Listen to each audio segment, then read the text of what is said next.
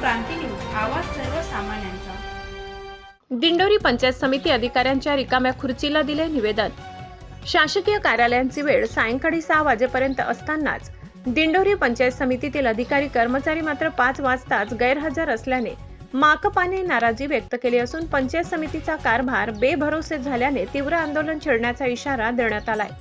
दिंडोरी माकपाचे विविध समस्या प्रश्न पंचायत समितीमध्ये जाणे येणे असते। याच पार्श्वभूमीवर माकपाचे तालुका अध्यक्ष रमेश चौधरी हे आपल्या सहकाऱ्यांसमवेत पंचायत समितीमध्ये निवेदन देण्यात गेले, परंतु या ठिकाणी 4:45 वाजता सर्व अधिकारी तसेच गटविकास अधिकारी, सहाय्यक गटविकास अधिकारी आढळून आले नाहीत। अनेक विस्तार अधिकारी सुद्धा गैरहजर होते।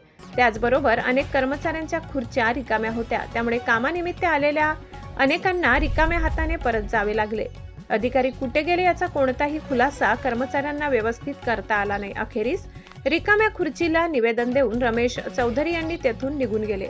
वारंवार पंचायत समितीमध्ये अधिकारी कर्मचारी सापडत नसल्याने माकपाने तीव्र आंदोलन छेडण्याचा इशारा दिलाय। प्रतिनिधी सागर मोरे, वणी, दिंडोरी। अशाच नवनवीन बातम्या पाहण्यासाठी आमच्या महाराष्ट्र क्रांती न्यूज या YouTube चॅनलला लाईक करा, सबस्क्राईब करा आणि बेल आयकॉनला प्रेस करा।